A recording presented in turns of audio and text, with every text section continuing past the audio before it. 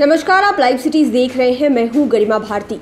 Corona के बढ़ते कहर के बीच में कई सारे मामले हैं जो ठंडे पड़ गए थे, लेकिन एक बार फिर से उनमें चिंगारी उठनी शुरू हो गई है। बात अगर जनसंख्या नियंत्रण कानून की करें तो सियासत उसको लेकर फिर से गर्म होनी तब शुरू हो गई जब असम के मुख्यमंत्री हेमंत के द्वारा ये कहा गया कि उनके राज्य में कुछ कुछ योजनाओं के लिए जनसंख्या नियंत्रण कानून को लागू किया जाएगा। उसके बाद ये चिंगारी फैलते फैलते उत्तर प्रदेश तक पहुंची। वहां पर भी योगी सरकार के द्वारा इस बात को लेकर आगे बढ़ने की बात कही जाने लगी, लेकिन अब बिहार में इसको लेकर सियासत तेज हो गई है और इसमें बिहार में जो सरकार चल रही है एनडीए की सरकार, उसके बीच में ही बातें बिगड़ती हुई नजर आ रही है। जेडीयू का रुख कुछ अलग है और बीजेपी का रुख कुछ अलग है। पूरी खबर क्या है वो हम आपको विस्तार से बताते हैं। देश में 2 बच्चों की जनसंख्या नीति को लेकर एक बार फिर से सियासत गरमाने लगी है। असम के मुख्यमंत्री हेमंत बिस्वा शर्मा ने जैसे ही घोषणा की कि उनके प्रदेश में कुछ चुनिंदा सरकारी योजनाओं का लाभ देने में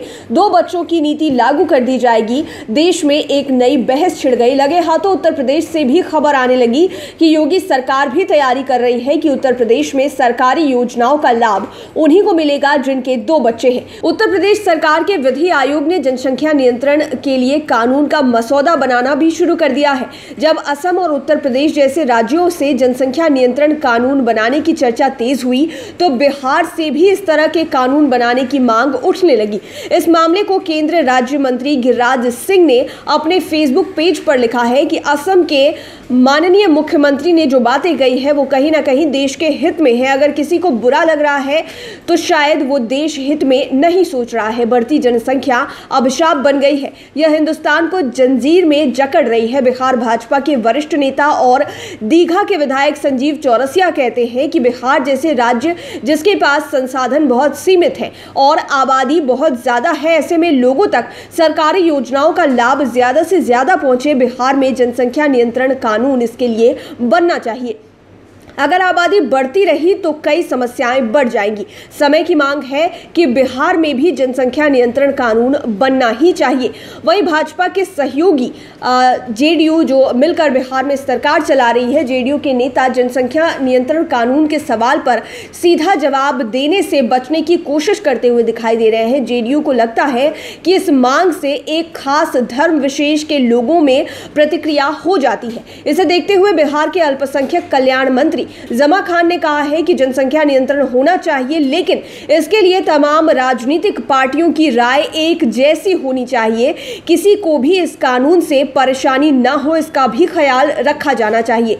कोई भी फैसला सर्वसम्मति से होना चाहिए। अगर सबकी राय एक जैसी ही हो तो जनसंख्या नियंत्रण कानून पर बात की जा सकती है। वहीं जेडीयू के ही वरिष्ठ नेता नीरज कुमार कहते हैं कि जनसंख्या नियंत्रण कानून को लेकर कोई क्या कर रहा है ये मुझे नहीं पता है, लेकिन बिहार में बढ़ती हुई आबादी को रोकने के लिए नीतीश सरकार ने महिलाओं को साक्षर बनाने के साथ साथ महिलाओं का सशक्तिकरण भी किया है। उसका नतीजा ये रहा कि जनसंख्या बढ़ोतरी का जो दर है वो नियंत्रित हो रहा है। वहीं राजद के विधायक भाई वीरेंद्र कहते हैं कि जनसंख्या नियंत्रण कानून को लेकर जो चर्चा हो रही है उसे आप ऐसे ही नहीं लागू कर सकते हैं। बिहार में तमाम राजनीतिक पार्टियों और समाज के हर तबके की राय शामिल होनी चाहिए। कोई भी फैसला जल्दबाजी में नहीं होना चाहिए। कहीं ऐसा तो नहीं है कि यह फैसला किसी एक धर्म विशेष को ध्यान में रखकर किया जा रहा है।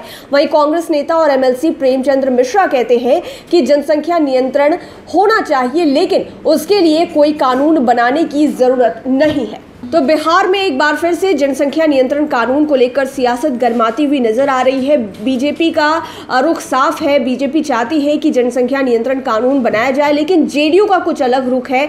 खुले तौर पर कुछ बोलने में फिलहाल जेडीयू सामने नहीं आ रहा है। वहीं राजद और कांग्रेस का ये कहना है कि जनसंख्या नियंत्रण कानून किसी एक धर्म विशेष को टारगेट करने के लिए बनाया जा रहा है। हाँ, जनसंख्या नियंत्रण होना चाहिए, लेकिन उसके लिए कोई विशिष्ट कानून बनाने की जरूरत नहीं है। अब देखने वाली बात यह होगी कि ये बहस का मुद्दा और कितना आगे जाता है, अलग अलग लोगों की राय इस पर क्या होती है और क्या असम की तरह ही बिहार में भी इसकी घोषणा हो जाएगी कि सरकारी योजनाओं का लाभ उन्हीं को मिलेगा जिनके 2 बच्चे हैं या फिर जो जनसंख्या नियंत्रण कानून के अधीन आते हैं। देखने वाली बात यह होगी कि आगे बिहार में इस मुद्दे को लेकर और सियासत कितनी ज़्यादा तेज होती है और अलग अलग राजनीतिक दलों का रुख किस तरह का होता है। लाइव सिटीज़ के साथ आप बने रहें, हमारे चैनल को सब्सक्राइब करें। ये वीडियो फेसबुक पर पर देख रहे हैं तो पेज को लाइक करें, साथ ही साथ आप हमें ट्विटर पर भी फॉलो कर सकते हैं। धन्यवाद।